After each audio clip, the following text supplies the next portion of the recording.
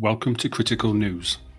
Today we're going to take a look at an important announcement for Sanctuary Shattered Sun, Stardock resurrecting an epic turn-based fantasy game, and finally some good news for long-suffering Warhammer Total War fans. If you enjoy the video, hit subscribe and help a small YouTube channel out.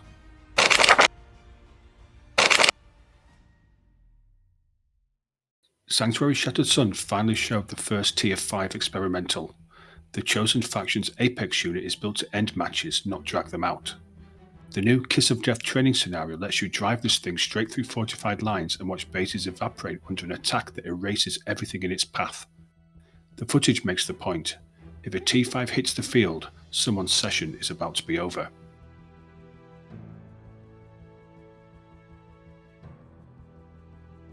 That scenario sits inside a new training simulator shipping to Patreon pre-alpha players now, built as short standalone challenges that teach systems without campaign overhead.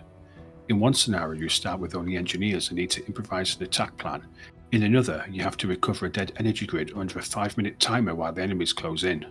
It bridges the gap for beginners ahead of the public demo and gives veterans something to optimize. The team says difficulty will scale so the challenges stay interesting past the first evening. The update wasn't just showing off the T5.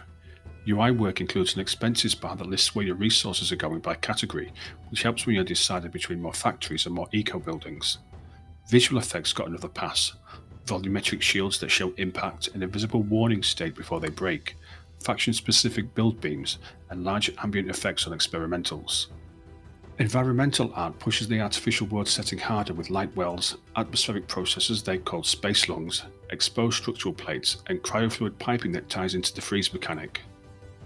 Multiplayer has moved from technical testing to actual gameplay. Hosting, joining, base building, and large unit counts are running through pathfinding stress tests. They've run 1,000-unit battles on each side and kept performing stable, which is necessary for late-game fights these games are known for. Multiplayer has been showcased publicly on the Sanctuary Discord, so follow the link in the description for another chance to see multiplayer in action. The free demo and Kickstarter are now targeted for March to July 2026. That's a long wait, but it lines up with their goal. But it is something that teaches new players properly, communicates information clearly, and doesn't immediately turn away the 140,000 plus people who've wishlisted it. The T5 reveal shows they're focused on units that end games decisively and feedback systems that tell you what's happening without needing to dig through menus. Stardock is reviving Elemental next week with Elemental Reforged, a unified rebuild of War of Magic, Fallen Enchantress, and Sorcerer King launching in early access on the 23rd of October. This is the first time the original design from 2010 has hardware that can run it. The first game collapsed under 32 memory limits and poor timing. It tried to simulate dynasties, terraforming, personal heroes, city building, tactical battles, and AI-driven empires on hardware that couldn't handle half of it. 15 years later, they're trying again with a 64-bit engine, modern DirectX rendering, and systems that can finally support what the design called for originally. The concept hasn't changed. You build a fantasy civilization from the ruins of a magical apocalypse, design units from scratch with modular equipment and enchantments, marry the sovereign's bloodline to produce children with inherited traits, and manage a procedural map that changes as magic alters the terrain. What's different is all those systems, dynasties, crafting, hero progression, quest chains, and tactical combat exist in one game instead of split across 3 releases that never worked together. War of Magic had the political systems but failed on performance.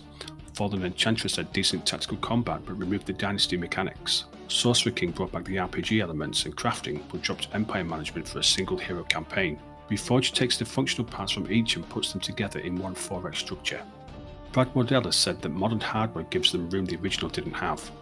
The old Elemental games were ambitious but poorly executed, each one fixing one problem while creating another. Even loyal fans treated this series as 3 unfinished experiments. Reforged is Stardock's attempt to finish what they started by combining every working system and building it on a pipeline that could support the design. They're using early access instead of launching directly because they want player feedback before locking down balance and pacing. This first build is meant to be playable, not a tech demo. You get the faction editor, hero designer, procedural maps with quest scripting tied to terrain, and a full economy connected to essence generation. The studio says it's stable on large maps, and the AI has been rewritten to use modern multi-core processors for handling wars on multiple fronts and complex diplomacy without killing performance. That sounds good, but Stardock's history is inconsistent, and AI claims are where 4X developers usually overpromise.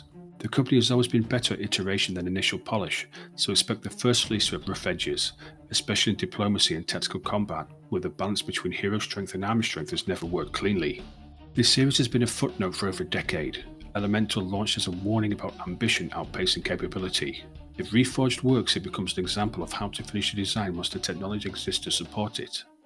The core idea is still one of the few fantasy strategy that connects bloodlines, terrain, and magic into one mechanical system, where your ruler's genetics affect future generations, your spellcasting reshapes the map, and your crafted gear defines your military approach. If it works, Elemental moves from failed trilogy to long-term 4X alongside Age of Wonders and Endless Legend. If it fails, it proves that not every design deserves multiple attempts. Creative Assembly has had a rough year, but this month they've started recovering. Hotfix 632 fixed the campaign AI self-destructing, restoring Lizardmen and Tomb Kings to something functional. That sounds minor, but it's the first real progress since the broken 6.3 update in August turned the campaign map into a graveyard where major factions died by turn 50. The studio admitted the problem wasn't ignorance but bad prioritization. They knew the AI was broken, logged it, but put other work ahead of it because the internal severity system didn't match how badly it affected players. That's management failure, where the connection between testing and release decisions broke down somewhere in the corporate structure between developers and decision makers. The change is structural now. They've reclassified future AI collapses as Showstopper Severity A, meaning nothing ships until it's fixed. That's bureaucratic language, but in practice it's a hard block. Releases can't proceed if that triggers, which is how it should have worked from the start. Campaign AI isn't a tuning issue, it's the foundation. When it breaks, the game is unplayable unless you mod it or reload saves every 10 turns to manually keep factions alive. That fix didn't solve everything. Beastmen and Chaos Dwarfs still have broken campaign logic for recruitment, expansion and threat response. CA admits it'll take several updates to fix them all, but they've finally labelled the problem correctly and stated publicly that technical stability comes before DLC. That's different from the last 12 months of "we're aware" posts that went nowhere while they kept releasing content on a broken foundation. Hotfix 633 came right after, fixing an ownership bug caused by removing Total War access. Players who lost content have it restored. It's small work, but it fixes a problem that damaged trust with long-term players who suddenly found themselves locked out because of a back-end change nobody asked for. It's also the first time in months that 2 consecutive patches landed without creating new critical bugs, which is a low standard, but one the studio hasn't met consistently since 2024. Hotfix 634 is already planned, focusing on campaign AI again. At least that shows ongoing work instead of the old pattern where a hotfix would appear, nothing would happen for 3 months, and broken systems would sit until the next DLC forced another patch.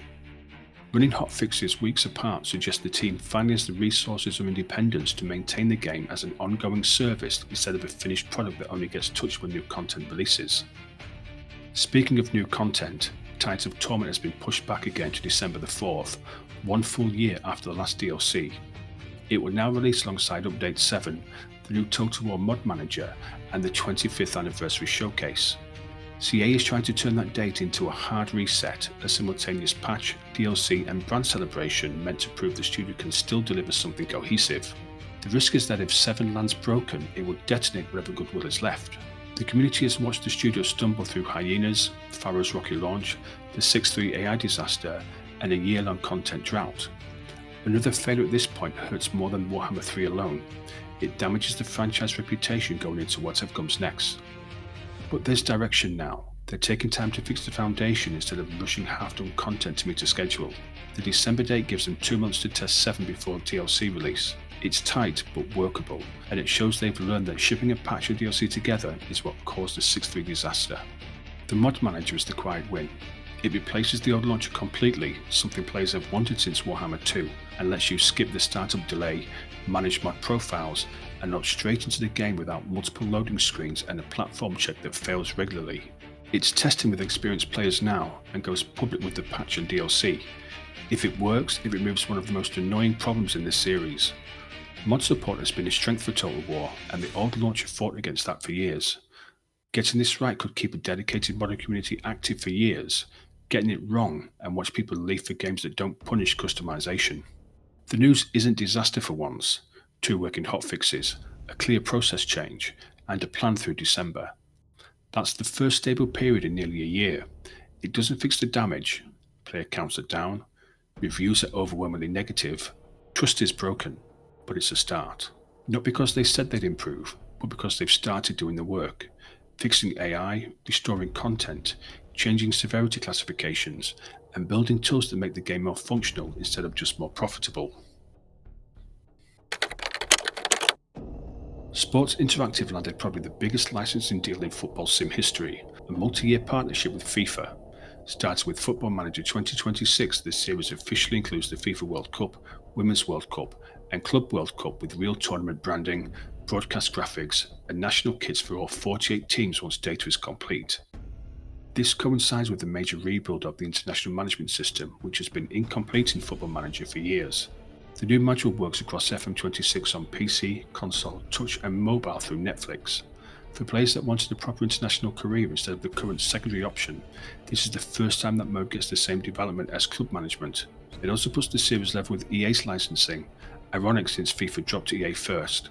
We'll cover what this means for tactics and data in a future episode with Joe and Sid, our resident Football Manager specialists.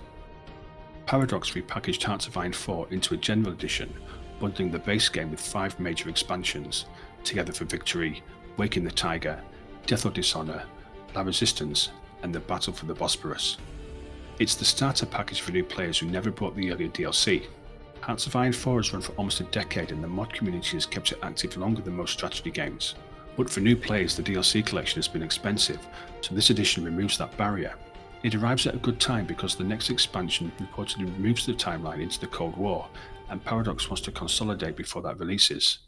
The General Edition runs the current build with all recent patches and balance changes, making it the most stable version yet. It's still the same dense simulation of global war and political systems, just in one package instead of 8 separate purchases. Industry Giant 4 left early access after 2 years of testing. Toplist Productions and Don vs. Dodo rebuilt the classic economic sim closer to Transport Fever than the original 90s design. The 1.0 release removes zoning restrictions, lets you place factories, warehouses, and cities anywhere on maps over 100 square kilometers. It includes more than 70 goods across 25 industries, full production chains, and a line manager that automates logistics across truck and rail networks.